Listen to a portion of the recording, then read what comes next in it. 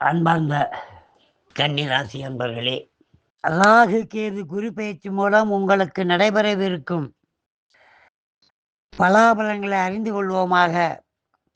அமைதி, அடக்கம், அறிவுபூர்வமான திடமான செயல்பாடும் கூடிய தாங்கள் எப்போதுமே முன்னேற்றத்தை காண்பவர்களாகத்தான் விளங்குவீர்கள்.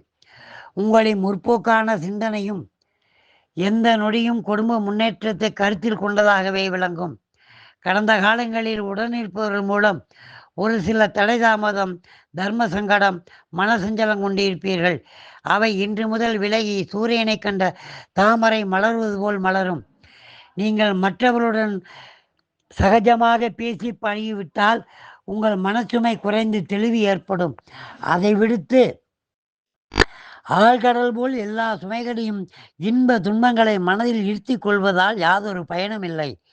உங்களின் நிர்வாகத் திறமை, செயல்திறமை, சிக்கன நடவடிக்கை, எதை எங்கே எவ்விதம் எதன் மூலம் செயல்பட்டால் காரிய வலிதம் கிட்டும் என்ற மிக துல்லியமான கணித செயல்பாடுகள் மற்றவர்கள் உங்களிடம் பாடம் கற்றாலும் வராது.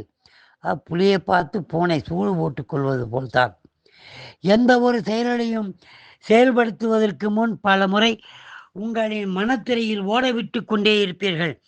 அதில் ஒரு நிழல் தெரிந்தால் மட்டுமே காரியங்களில் ஈடுபடுவீர்கள். அச்செயல்களில் ஜெயம் காண்பீர்கள். வீடு, மனை, வண்டி, வாகனம் வாங்க விற்க புனரமைக்க செய்வீர்கள். அதிவேகமாக இயக்கும் முற்றிலும் கட்டுப்படுத்திக் கொள்ளுங்கள். ஒரு சில விபத்துகள் தவிர்க்கப்பட்டாலும் தாயாரி அரவணைப்பும் அன்பு கிட்டும். அவர்களின் தேவையறிந்து புரிந்து கொண்ட ஆசைகளை நிறைவேற்ற தவற மாட்டீர். தைரியமான பேச்சு, வல்லமைகளை சமயோஜிதமாக கனகச்சிதமாக சந்தர்ப்பங்களுக்கு ஏற்றவாறு உங்களின் நிழல்பாட்டை கருத்தினை வலியுறுத்தியும் செய்து மற்றவர்கள் போற்றும் விதமாக செயல்பாடுகளுக்கு அதி உன்னதமான முக்கியத்துவம் கொடுத்து செயல்பட்டு கொண்டு புகழ் பிரபலங்கள் பெறுவீர்கள். மற்றவர்கள் அறியா வண்ணம் சந்ததி, புகழ், பிரபலம், செல்வாக்கு, செல்வம், சொல்வாக்கு இவைகள் யாவுமே கிட்டிடும். அவற்றை அடைவதே உங்களின் லட்சியம். பிள்ளைகளிடம் கொண்டுள்ள பாசத்தை வெளிக்காட்டாமல் பலாகனி போல் வெளித்தோற்றத்திற்கு முற்களாகவும் உள்ளே தேன்கனி போன்ற செயல்பாடுகள் கொண்டவர்கள். பிள்ளைகளின் தேவையறிந்தும் அவர்களின் அபிலாசைகளை நிறைவேற்றியும் கொடுக்க தவறமாட்டீர்கள். பிள்ளைகளால் பெருமைப்படுவீர்கள். பூர்வ புண்ணியம், லட்சுமி ஸ்தானம் தரக்கூடியவர்களுக்கு 5, 6ஆம் பாவாதிபதியாகிய 6ல் பூர்ண பலம் பெற்று பாவர் இணைந்து இயற்கை சுவரும் தனகாரகனும் அறிவுக்கு அதிபதியுமான குருவால் பார்க்கப்படுவதால் முன்னோர்கள் மூலம் கிட்ட வேண்டிய அசையா சொத்துகள் கிடைக்கும். அவற்றில் இருந்து வரும் வழக்குகள் ஜெயமாகும். கெட்டவன் கெட்டதில் ராஜயோகம் என்பது போல் சத்துருக்களே நண்பர்களாகவும் மாறுவர். கடன் சுமைகள் குறையும். வழக்குகள் ஜெயமடையும். புத்திரபாக்கியம் இல்லாதவர்களுக்கு சந்ததி உண்டாகும். ருணரோக பாபத்தில் பாவர் நிற்பதாலும் அவர்களின் திருஷ்டி பார்வை உங்களின் ராசிக்கு பாதாம்சம் எனப்படும் 12ல் பதிவதாலும் கேது நிற்பதாலும் ஆன்மீக பயணம் மேற்கொள்வீர்கள். எதிலும் பற்று இல்லாதது போல் மனப்பிரமை கொள்வீர்கள்.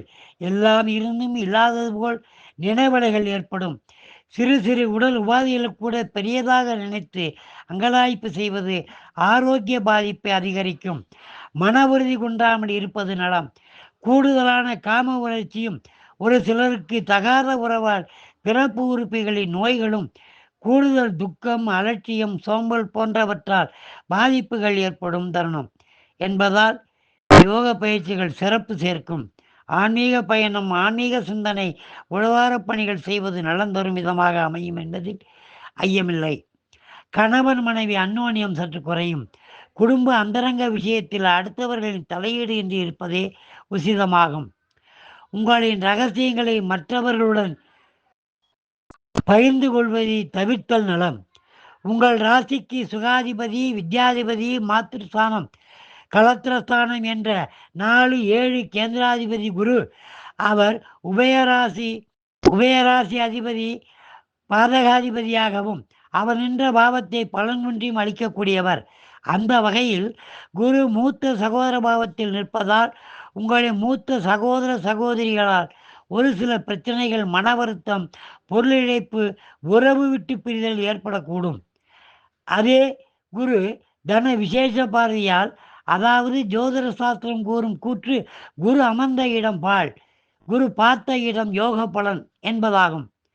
குருவின் பார்வை உங்கள் ராசிக்கு 2, 4, 6 என்ற தன குடும்ப வாக்குஸ்தானத்தையும், வித்யா வியாபாரம் மாத்ரு வீடு மனை வண்டி வாகனம் அளிக்கக்கூடிய பாவத்தையும், ருணரோக சத்துரு தாயார் பங்காளி பார்வத்தையும் பார்வையிடுவதால் உங்களுக்கு தனவரவு பல வழிகளில் தாராமயமாகும், பொருளாதார முன்னேற்றம் காண இயலும். மருத்துவத்துறையில் உள்ளவர்களுக்கு முன்னேற்றம் கூடும். மருத்துவ கல்வி ஜெயமளிக்கும். உடல் ஆரோக்கியத்தில் அதிக கவனம் செலுத்தப்பட வேண்டும். மருத்துவ செலவுகள் கூடுதலாகும். கற்ற அறிவு கல்வியில் தேர்ச்சி, உயர்கல்வியில் முன்னேற்றம் உண்டாகும்.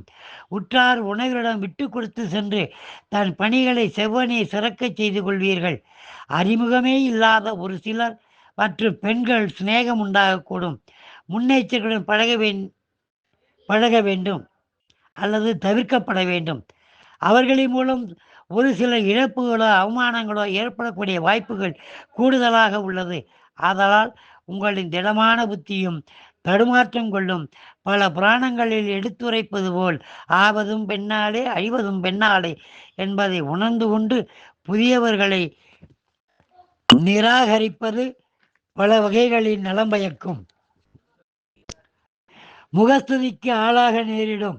உங்களின் ஆக்கப்பூர்வமான அறிவு பூர்ணமான சுயசிந்தனை ஒன்றே உங்களின் முழு செயல்பாடுகளுக்கு காரணமாக இருக்கிறது என்பதை அனுபவத்தில் உணர்ந்து கொள்வீர்கள்.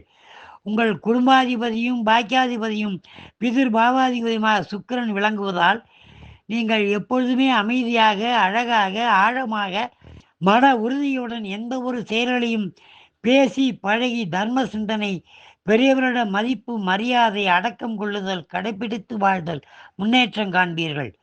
தந்த வழி உறவுகள் சிறப்பு சேர்க்கும் வண்ணம் ஆதரவு பெருகும். உங்களை ஒவ்வொரு செயல்பாட்டுக்கும் இறையருளே என்பதையும் அவனின்றி ஒரணமும் அசையாது என்ற நம்பிக்கை உணர்வுடனே ஒப்பற்றவர்களாகவும் மற்றவரிடமிருந்து வேறுபட்டவர்களாகவும் காணப்படுவீர்கள். தொழில், உத்தியோகம் இவற்றை உங்களை உண்மையான நேர்மையான முழு அர்ப்பணிப்பால் உயர்வு, புகழ், பிரபலம், அந்தஸ்து, கௌரவம், செல்வம், செல்வாக்கு, சொல்வாக்கு அடைவீர்கள் என்றால் அது முற்றிலும் உங்களுக்கு பொருத்தமாகும். பெண்கள் சாதிக்க வேண்டும், சாதித்தே தீர வேண்டும் என்ற மன ஓட்டத்துடன் காரியங்களை செய்து வருவீர்கள். நயமாகவும் நாகரிகமாகவும் தன்னிலையிலிருந்து சிறிதளவும் விலகாமல் உறுதியுடனே எல்லாவற்றையும் செய்து தருவீர்கள். அதே சமயம் உங்களின் லாப நஷ்டங்களை நீங்கள் மேற்கொள்ளும் முடிவாக காட்டாமல் அடுத்தவர்களை சார்ந்ததாகவே பேச்சு திறமையில் வெளிப்படுவதையே உங்களின் அன்றாட பணியாகும்.